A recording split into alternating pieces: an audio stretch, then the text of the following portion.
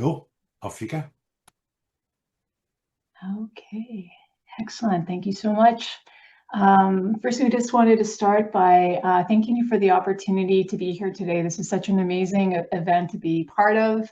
And I just wanted to give a very quick introduction. So my name is Val, and I have the honor of being joined by my colleague Jane.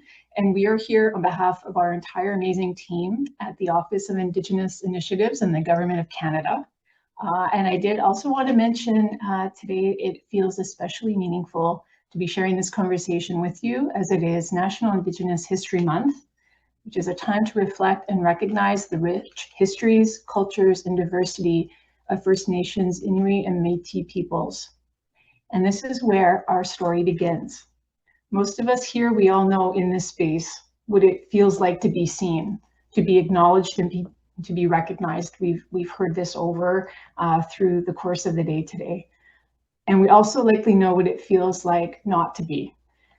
For many Indigenous peoples in Canada, that experience of not being seen has not been occasional. It has been systemic, shaped by multiple systems over generations. And today we want to talk about one program that is trying to change that and what happens when recognition comes first. Next slide, please. There has never been a shortage of Indigenous talent. The question is not who has talent, but rather what do our systems recognize as talent? Too often, systems recognize and favor Western credentials and conventional work histories. And in doing so, they overlook and undervalue Indigenous knowledge, lived experience, and potential. When those things are overlooked, it is a recognition gap. Next slide, please. To understand this recognition gap, we must look at the systems we inherited. Today's education, hiring, and labor systems were shaped in the industrial era, systems that excluded Indigenous people and defined merit without them. And in Canada, that history is inseparable from colonization. It is tied to land dispossession, assimilation policies such as residential schools, and other systems that disrupted Indigenous governance, languages, economies, and communities. So when we say systems see what they're designed to see, it's not just a metaphor, but rather it's a reminder that when today's definitions of merit comes from yesterday's exclusion, inequity persists. And if exclusion was designed into systems, that inclusion must be designed too. Next slide, please.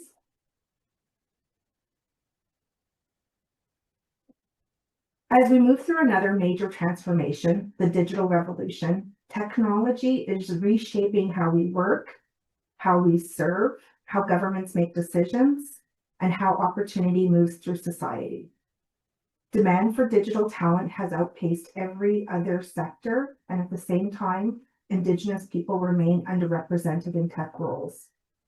Indigenous youth are the fastest growing population in Canada and are considered an untapped source of talent. This is a moment of choice, and the timing matters. But we're not starting from ground zero, because leaders like Gina Wilson here in the picture have already given us a blueprint with the Many Voice One Mind report, which is a whole of government framework to look at the barriers that Indigenous people face and to help guide the public service into becoming more inclusive of Indigenous people. Because Indigenous people were excluded from the Industrial Revolution, we must find ways to help them be included in shaping the digital revolution. Do we repeat old patterns of exclusion, or do we choose to redesign with open hearts and open minds? Next slide, please. We chose the latter. This is the IT Apprenticeship Program for Indigenous Peoples, but this is not just a training program. It is a recognition system designed differently. It starts with a simple but powerful shift. Recognition is the starting point, not just the reward at the end.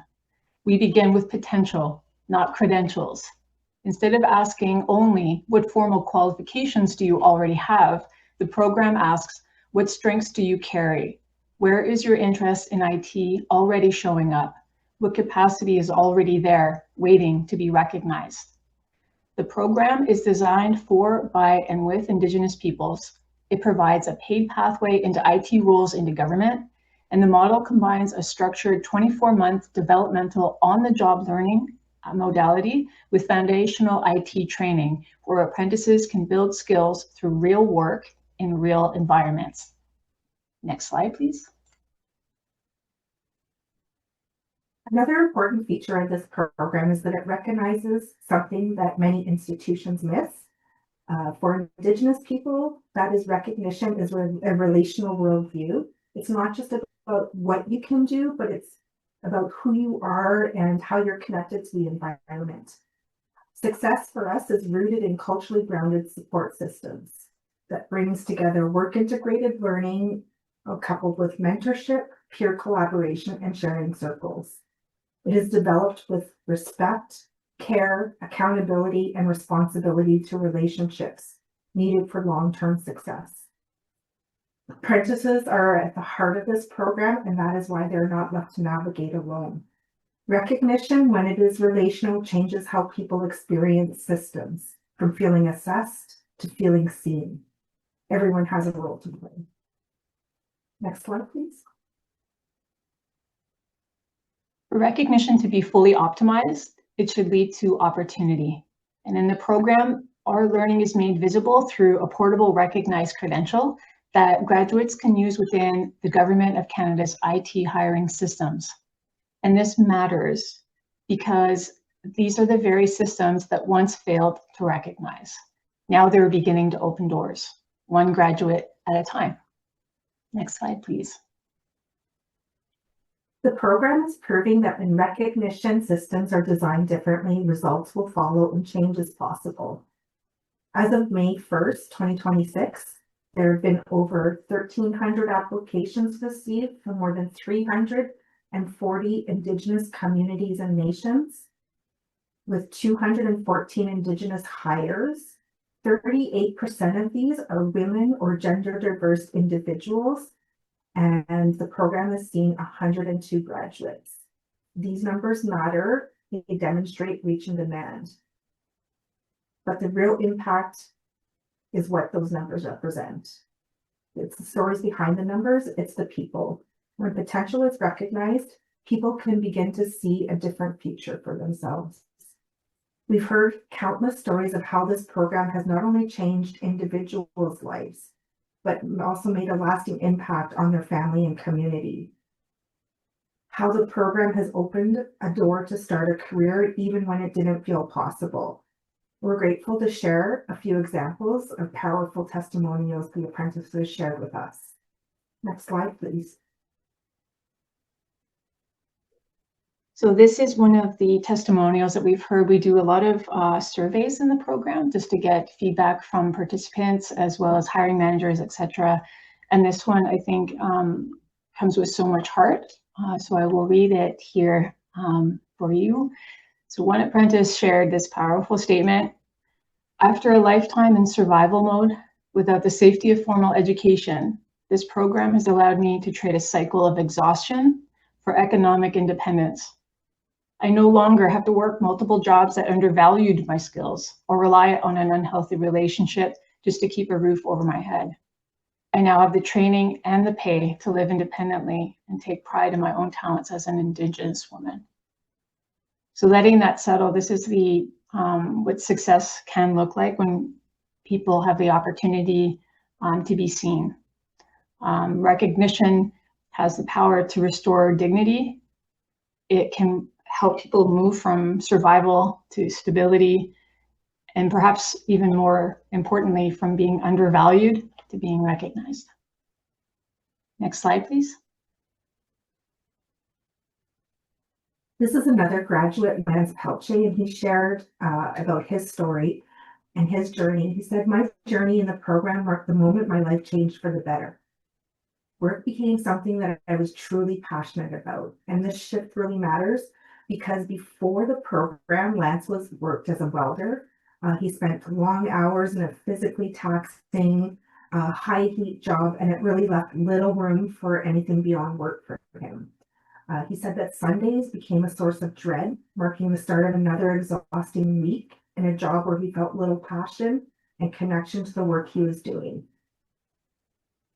Joining the program became a transformational turning point for Lance. Sundays now bring anticipation to build on each week's progress. Lance now has time and energy to invest in his passions, his family, areas of his life that were once neglected. This new job revealed the importance of finding purpose and meaning in his life. In this slide, we see a certificate that Lance received. It's actually a certificate of recognition. That's what IS called it. That was his department. And it was for the Rookie of the Year. And then the other picture in here is really a testament. It's Lance's home office, and it's a testament to passion and recognition meeting work. For many, work has been a place of instability, stress, or simply survival. But when recognition is present, work can be something else. It could be a source of growth, pride, and direction.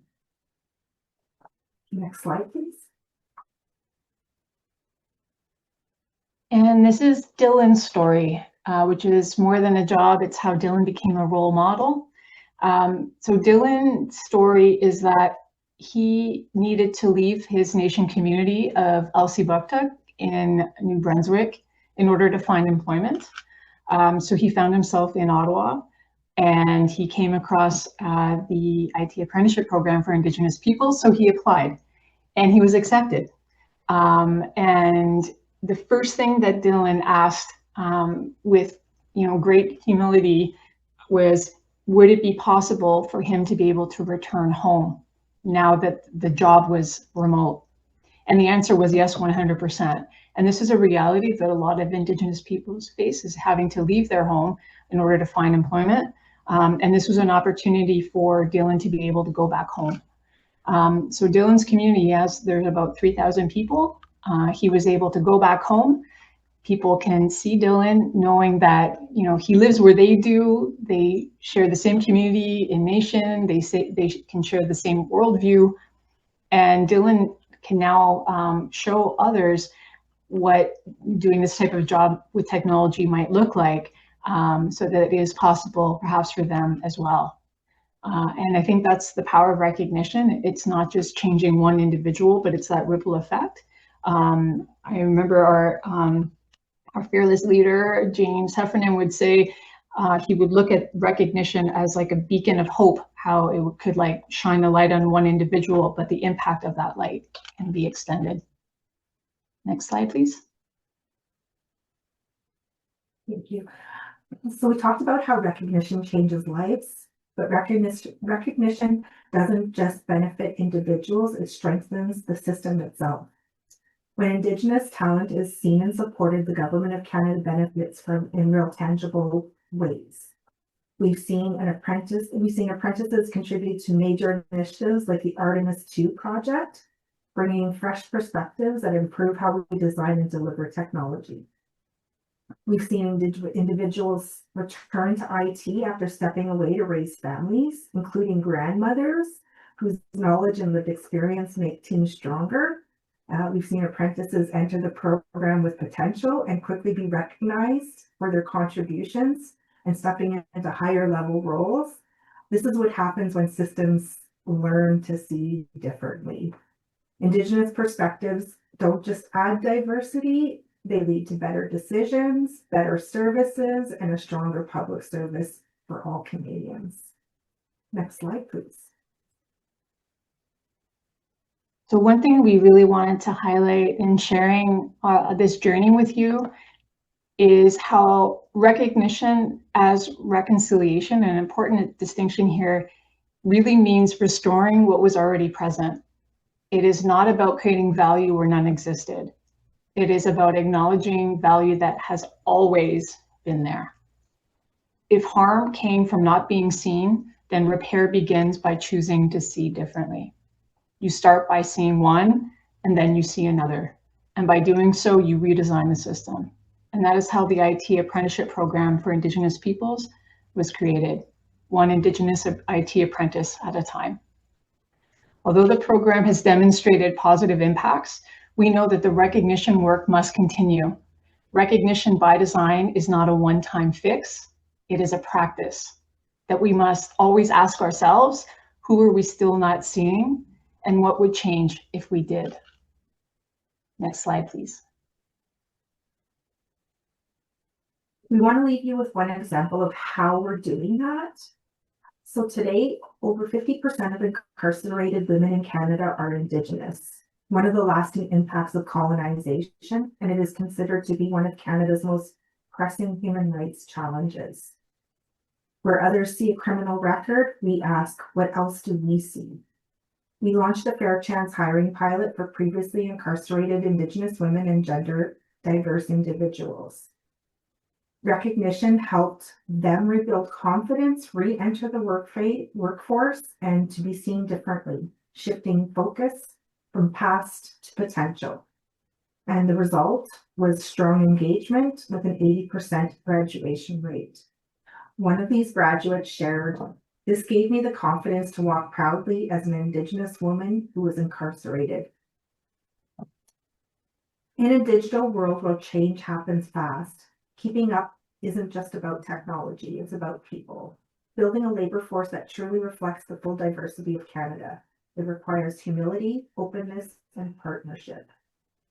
So we just wanted to close today with this invitation for everyone here, and that is, who are you still not seeing, and what would change if you did? Miigwech, thank you, merci. Yeah.